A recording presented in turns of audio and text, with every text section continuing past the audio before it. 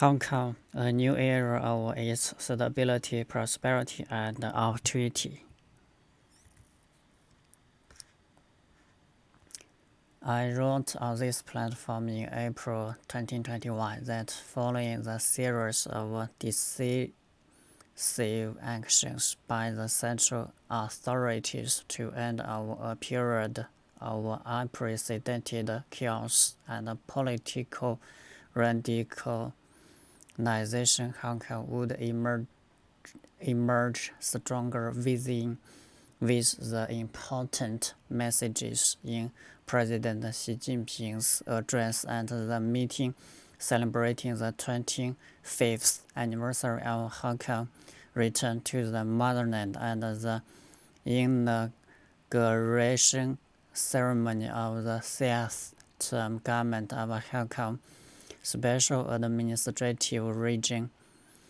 on July 1, 2022, I am more confident than ever that Hong Kong would usher in a new era of growing prosperity built on solid stability and diverse opportunities. The reason is simple: one country, two systems is a good policy meeting the fundamental interests of the country and the people of Hong Kong that the central government will always provide staunch support to the HKSAR since the 18th National Congress of Communist Party of China in 2012. President Xi Jinping has emphasized on many occasions the importance of upholding the one country, two systems policy on the occasion of celebrating the 20th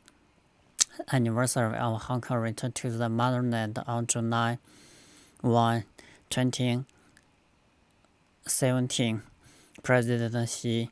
reiterated that full and faithful implementation of the one country, two systems policy lied that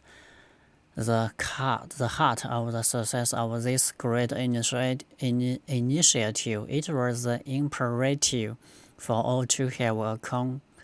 concurrent understanding of the relationship between one country and two systems, and to always act in accordance with the Constitution of the People's Republic of China and the basic law of HKSAR. The underlying objective of one country, two systems is to uphold China's sovereignty, security, and development interests and maintain the long-term prosperity and stability of Hong Kong. The extended period of unprecedented chaos and damaging social unrest in the later part of 2019, instigated by anti-China forces inside and outside Hong Kong, had acquainted the city to realize that prosperity and stability were a marriage without upholding national security. Likewise, the long-term stability and prosperity of Hong Kong could hardly be achieved unless the HKSAR adhered to the principle of patriots administering Hong Kong. Experience in the past 5 years has proved that by effectively implementing these two principles and thereby strengthening the central authorities' overall jurisdiction over the HKSAR, Hong Kong is on the right track of one country, two systems and will advance steadily. Above all, it is gratifying to note that upholding the one country, two systems policy, promoting national reunification was hailed as one of the great achievements of the CPC in the new era. In the resolution of the CPC Central committee on the major achievements and historic experience of the party over the past century, passed at the sixth plenary of the 19th CPC Central Committee held in November 2021, and the meeting celebrating the 25th anniversary of Hong Kong return to the motherland and inauguration ceremony of the sixth term government of the HKSAR on June 1, 2022. President Xi highlighted once more that the policy of one country two systems having been tested and proved time and again, meeting the fundamental interests of the country and the Chinese nation and those of Hong Kong and Macau. It enjoys the full support of the more than 1.5 million people of the motherland. It has unanimous endorsement of Hong Kong and Macau residents, and it is widely recognized by the international community. There is no reason to change such a good system, and it must be adhered to over the long. With such a reassuring and confidence-boosting message, all residents in the HKSAR should spare no effort in leveraging the great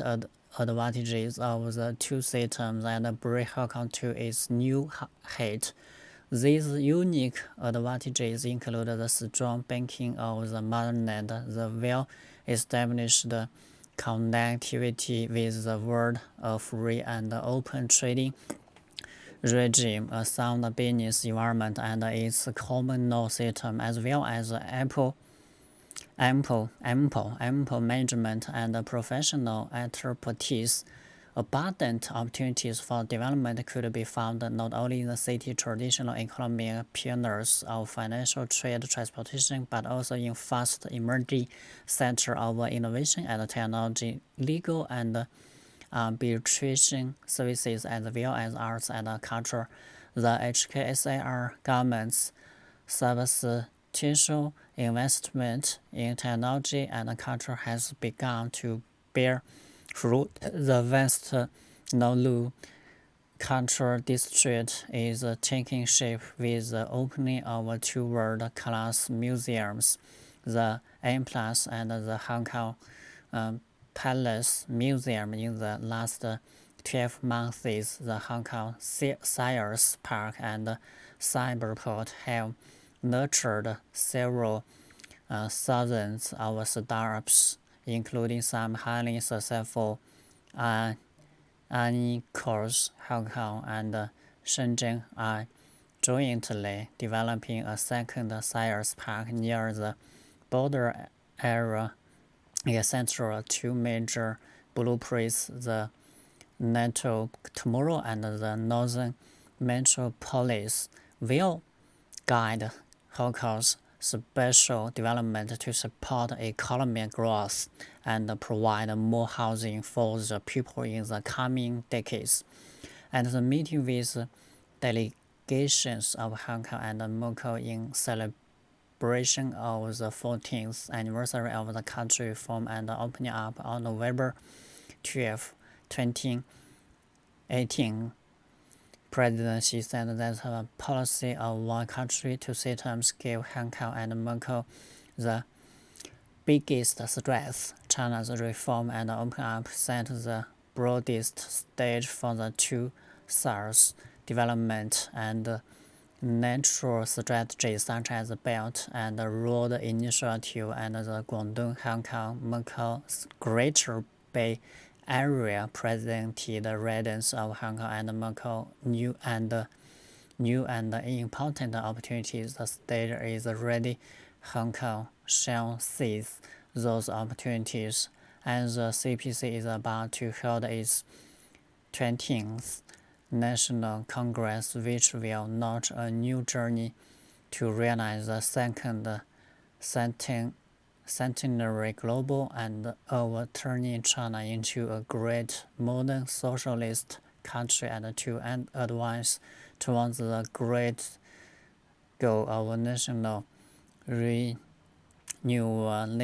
Hong Kong, under the firm and clear guidance of one country, two systems,